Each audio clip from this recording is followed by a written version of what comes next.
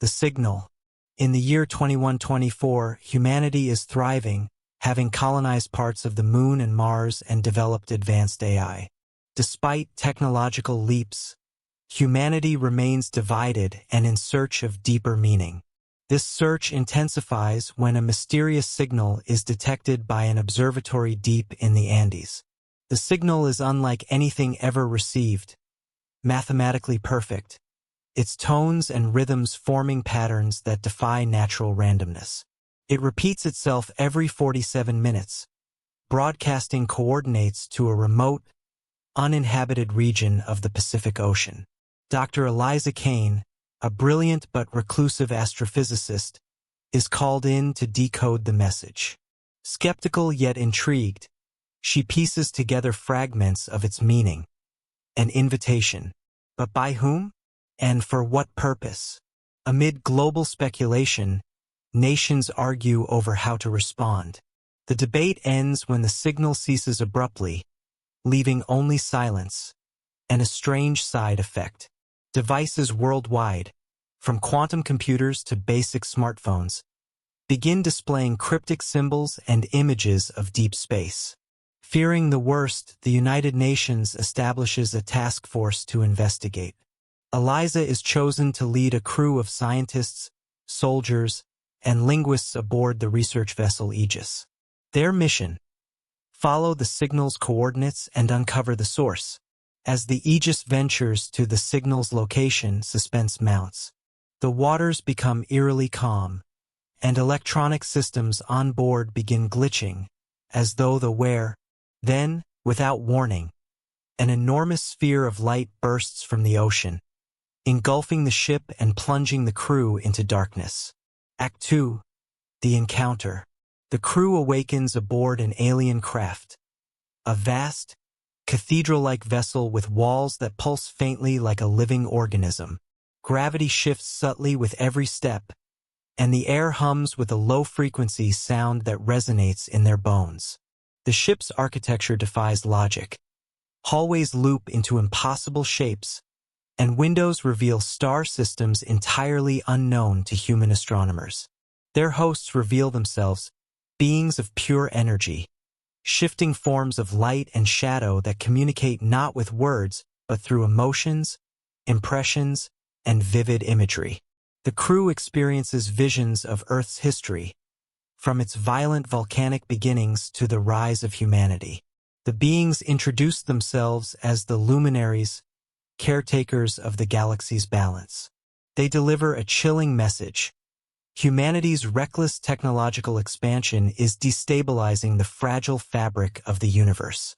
Experiments with faster-than-light travel and quantum fields have rippled through space-time, threatening catastrophic consequences. The Luminaries offer a stark choice: abandon humanity's dangerous path or learn the ancient truths of the universe to coexist responsibly. The catch?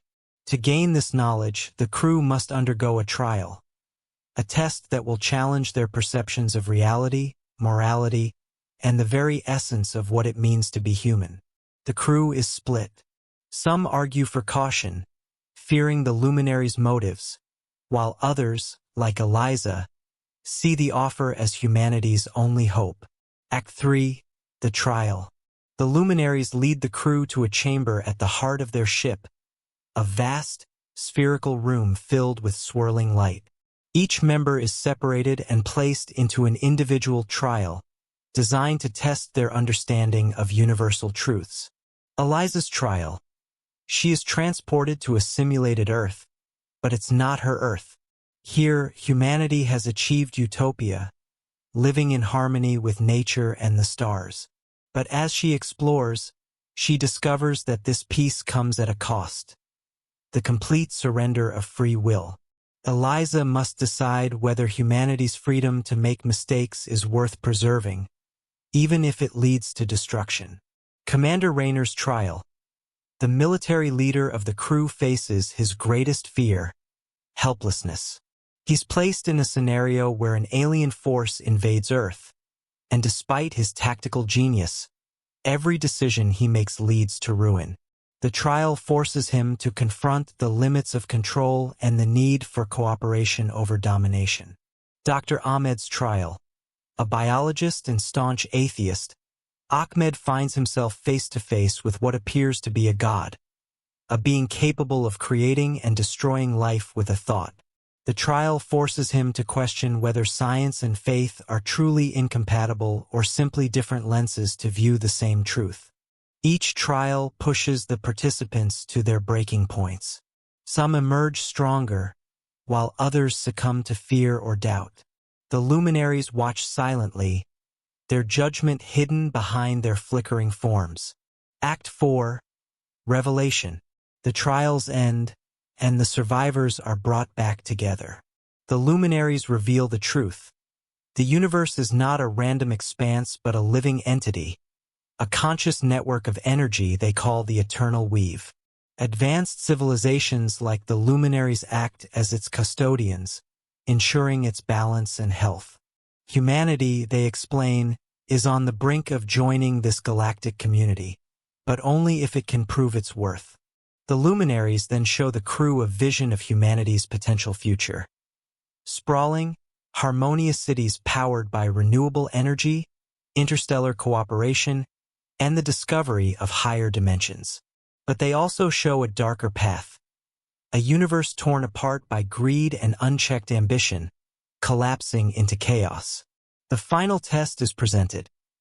The crew must decide whether to take the knowledge the luminaries offer and return to Earth as teachers, or leave it behind, preserving humanity's autonomy but risking its self-destruction. The choice is not unanimous. Some, like Eliza, argue that humanity must evolve, while others, like Commander Rayner, fear that such knowledge could corrupt or be misused. In a moment of desperation, Eliza volunteers to remain with the luminaries, becoming humanity's liaison to the eternal weave. The crew reluctantly agrees, and she bids them farewell as they are returned to Earth. Act 5. The Return. The Aegis reappears in the Pacific, its crew disoriented but unharmed. To the world, they have been missing for only a few hours, though for them weeks have passed. They carry back fragments of the luminaries' knowledge, enough to guide humanity toward a better path without overwhelming it. Eliza's absence weighs heavily on them, but her sacrifice becomes a beacon of hope. Inspired by her courage, the nations of Earth begin to unite, pouring resources into sustainable technology and peaceful exploration. The luminaries' lessons spark a renaissance of science, philosophy, and art, as humanity grapples with its place in the universe. In the final scene, Eliza stands aboard the luminaries' ship, gazing out at a tapestry of galaxies. She senses the weave pulsing around her, alive and infinite. Though she is far from home, she feels a profound connection to the universe and to humanity's future. The screen fades to black as her voice echoes, "We are but a thread in the cosmic tapestry." But even a single thread, woven wisely, can strengthen the whole.